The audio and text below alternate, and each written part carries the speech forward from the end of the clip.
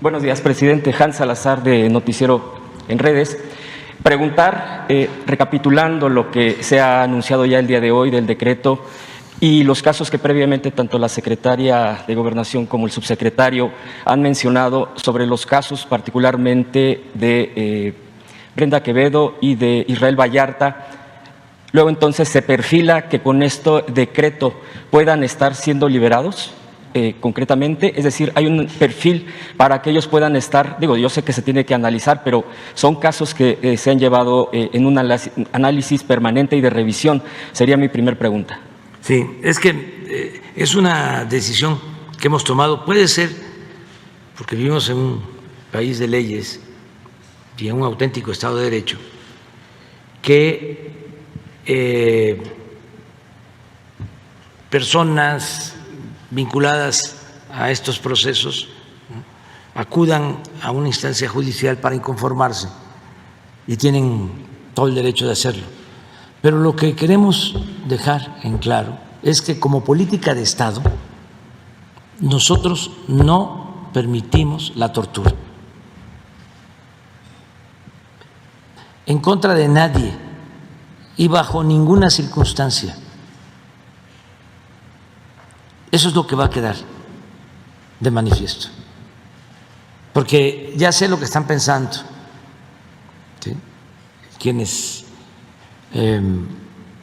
son militantes del conservadurismo y del autoritarismo.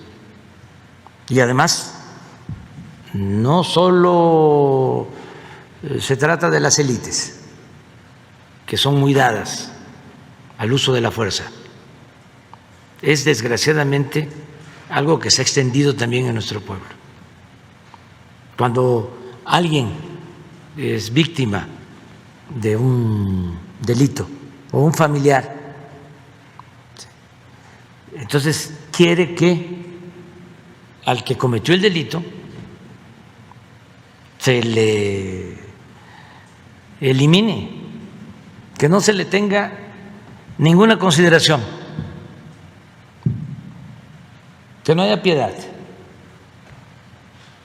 Entonces, en esos casos, se dice, tiene que hablar, no le hace que lo torture.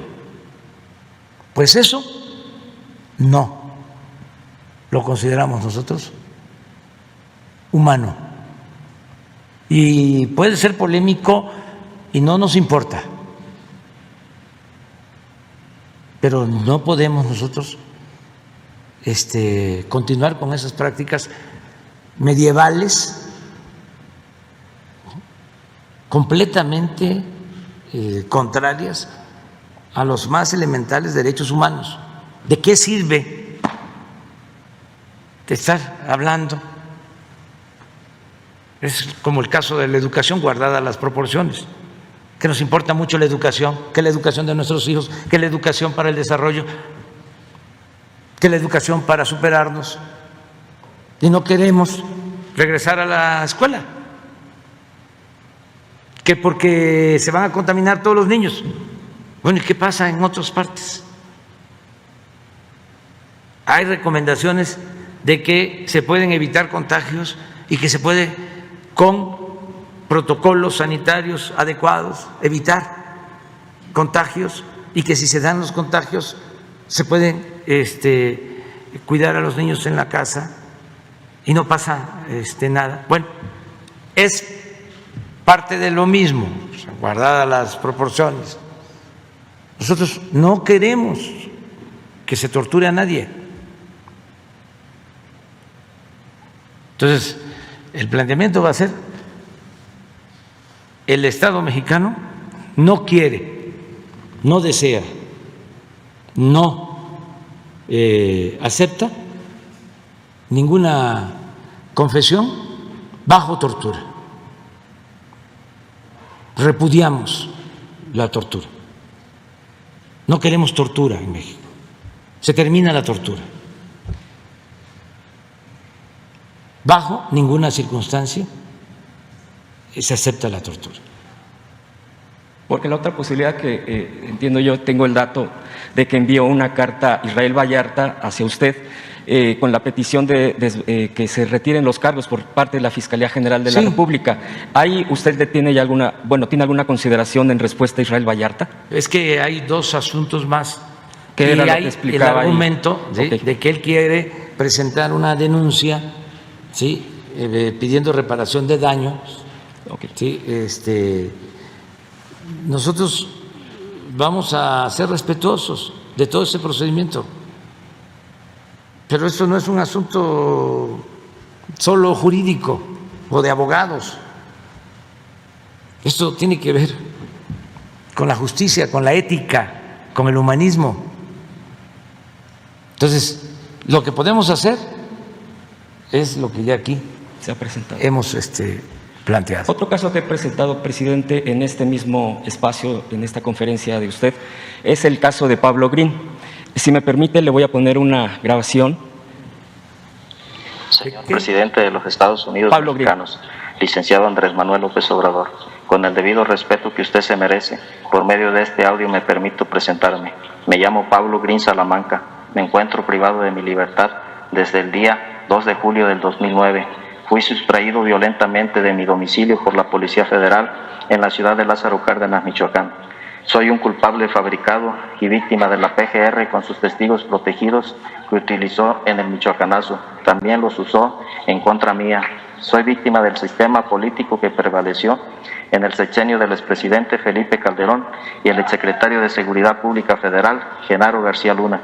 Agoté todos mis recursos jurídicos y legales en todas las instancias judiciales inquisitorias y no me fueron valoradas más de 120 pruebas de descargo, donde demostré mi inocencia. No estoy confeso porque no cometí ningún delito. Hay pruebas consistentes de violaciones graves a los derechos humanos y constitucionales hacia mi persona, por lo cual respetuosamente le pido me conceda el indulto presidencial, lo cual usted está facultado para hacerlo aplicando el artículo 97 bis del Código Penal Federal. Agradeciendo de antemano su atención a mi petición, confío en usted de que tiene la voluntad de hacer justicia y que personas inocentes como yo no estén en prisión siendo inocentes. Le envío un cordial saludo. ¿Lo va a ver la licenciada? Le responderé a través de la licenciada. Para responder. Y por último, presidente, quiero comentarle, a propósito, por supuesto, de este tema que se está revisando de casos de gente inocente, pero también de los desaparecidos, aprovechando la presencia de la secretaria y el subsecretario. En Puebla hay un problema grave de desaparición de personas en años recientes, particularmente de mujeres jóvenes. Para enfrentar esta problemática, 14 estados ya han armonizado sus leyes estatales con la Ley General de Desaparición, pero en Puebla ya han pasado 3 años sin emitir esta ley y 1 año de que las familias presentaron una iniciativa que el Congreso se ha negado a analizar. El gobernador de Puebla, Barbosa, ha dicho que presentará su propia iniciativa. Sin embargo, está atorado en el Congreso. Se sigue analizando, entre comillas, esta ley propuesta por los familiares que señalen que esperarán que el gobernador presente la iniciativa. Es decir, entre el Congreso y el gobernador no se ha presentado, no se ha concretado esto para poder armonizar.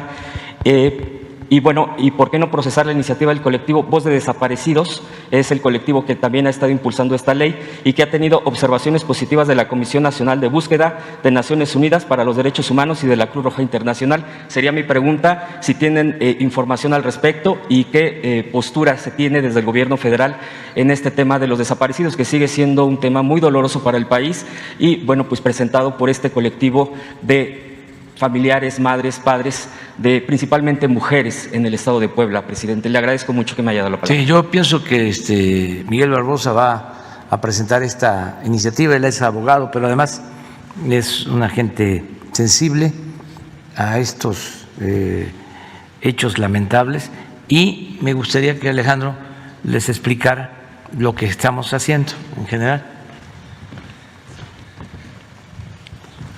Por supuesto, estamos en comunicación con el colectivo. Es un colectivo que incluso ha mantenido un plantón fuera del Congreso del Estado. Conocemos la iniciativa, hemos hecho una valoración, creo que es una iniciativa muy importante. El gobernador ha planteado presentar una iniciativa también. Todos consideramos que pueden discutir el Congreso a la brevedad estas dos iniciativas.